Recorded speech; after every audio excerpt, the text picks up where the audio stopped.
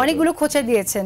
না আমি কিন্তু 50 থেকে 100 আসনে বেশি যাবে না, এবং 50 থেকে 100 আসন পাবে বিএনপি, এর উপরে যাবে না। কারণ কি, তাহলে তো বিএনপি তাহলে বিজয়ী হচ্ছে না। বিএনপি তাহলে না, আমরা মনে করি না বিএনপি বিজয় হবে। প্রশংসা করে কি মুখ থামিয়ে দিচ্ছেন আপনি হুম্মামের?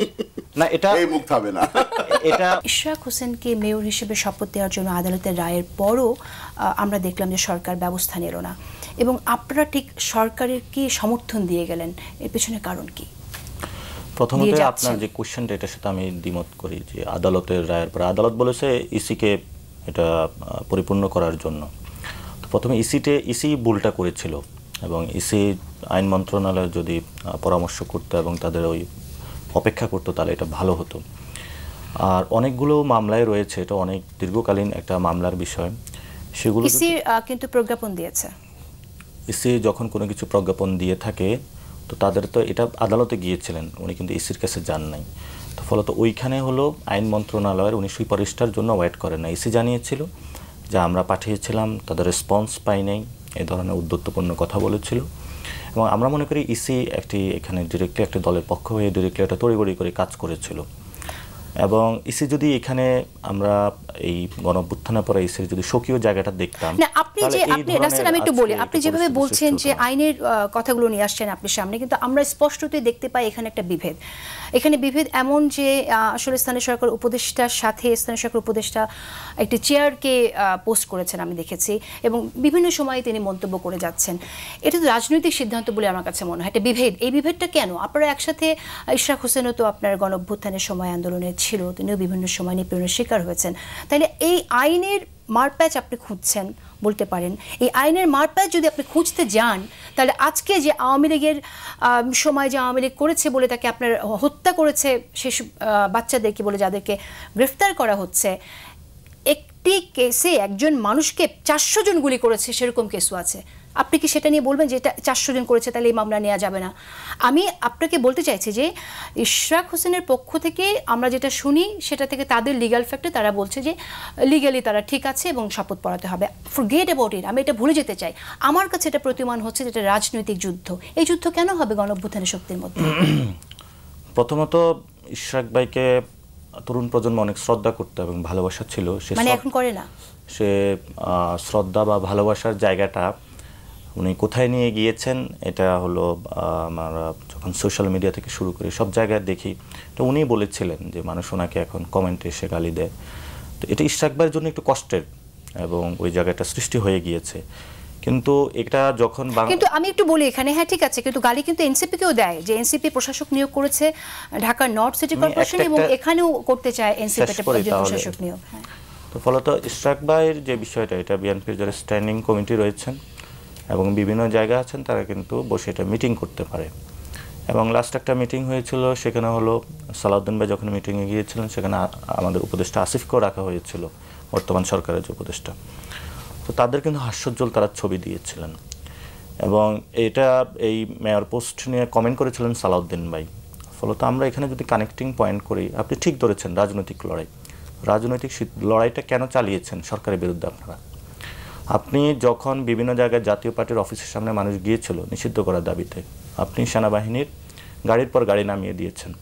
আর যখন পাবলিক সার্ভিস বন্ধ করে একটি ভবন দখল করে রেখে একটি মব স্টার নামে নিজেকে রূপান্তর করা হয় এবং বড্ড উন্মাদ হয়ে এই ধরনের কার্যকলাপ করে, সেটা আসলে এটা গণতন্ত্রের জন্য জনগণ হুমকি, স্টেবল গভর্নমেন্টের জন্য। সেখানে আসলে আপনি কোনোভাবেই আপনার যদি আপনাকে যদি না দেয়, আপনি আইন আদালতের যেতে পারেন, কিন্তু সেটার যেমন আপনি প্রশ্নটা তুলেছেন সে বিষয়ে কথা হতে পারে, কিন্তু আবার যেই ব্যবস্থাটা উনিও গ্রহণ করেছেন ওই জায়গায় উনি রং ওয়েতে হেঁটেছেন। কোনটাকে আমরা আন্দোলন বলবো, কোনটাকে মব বলবো, সেটা নিয়ে তো অনেক প্রশ্ন রয়ে গেছে। কারণ যখন হাসনা তো প্রতিবাদ করে বিভিন্ন সময় মানুষ যাচ্ছে, সেটাকেও অনেকে মব বলছে। আমরা আপনি কোনটাকে মব বলবেন, কোনটাকে আন্দোলন বলবেন, সেই জায়গাটা তো একটু নিরপেক্ষ থাকতে হবে। আন্দোলনে এটাকে আপনি মব বলবেন?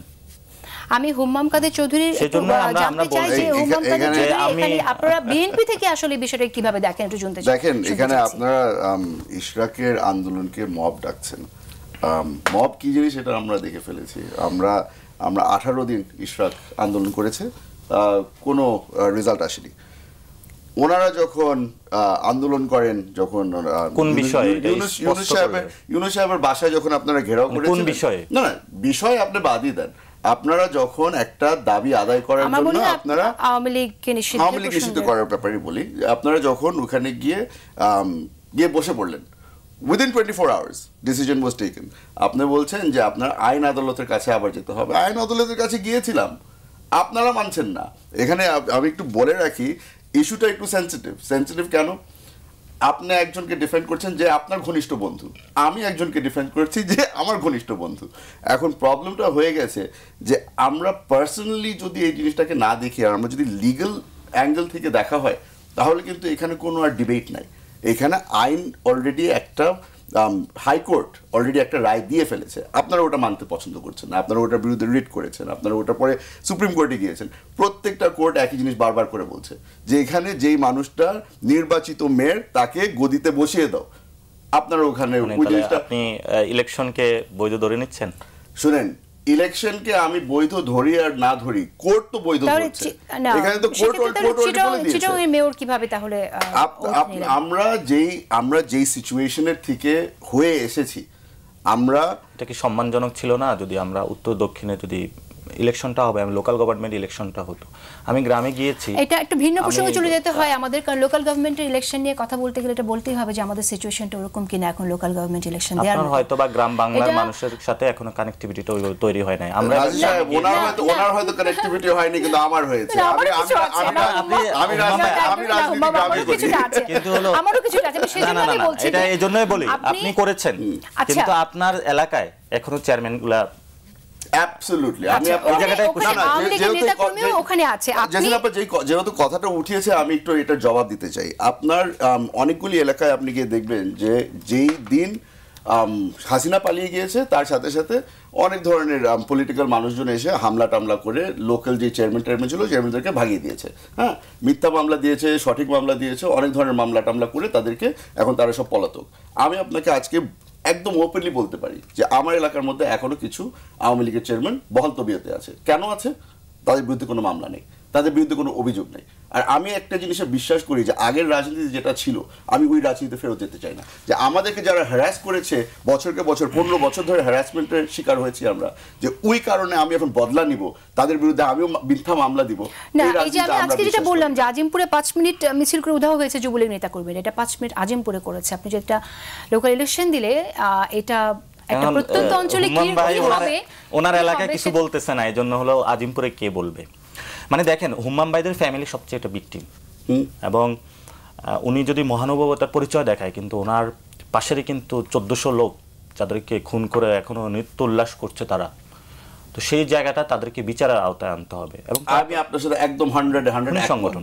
আপনার মেইন জিনিস হচ্ছে কি যে তাদের বিরুদ্ধে যদি অভিযোগ থেকে থাকে, তাদের বিরুদ্ধে যদি মামলা থেকে থাকে, অফকোর্স তাদেরকে বিচারের আওতায় আনা হবে। কিন্তু জাস্ট বিকজ তারা আওয়ামী লীগ করতো অথবা করে, ওটার কারণে হবে, এটাতে আমি বিশ্বাস করি। আপনি যদি একজনকে বলেন সেই একটি দল যখন আপনাকে খুন করে গিয়েছে, সেই দলেরই একজন পাবলিক অফিসে বসে এখনো সাইন দিচ্ছে, আপনি কেন পাবলিক অফিস থেকে তাকে সরাচ্ছেন না? আমি তো বলতেছি না আপনি তাকে হলো খুন করুন, আপনি তাকে হ্যারাস করুন। আমি তো এই পাবলিক অফিস থেকে সরানোর দায়িত্ব যাদের, সেই প্রশ্নটা তাদের। আমরা যখন চুপ্পুকে যখন পাবলিক অফিস থেকে সরানোর জন্য গিয়েছিলাম, একটি দলে মানি নাই।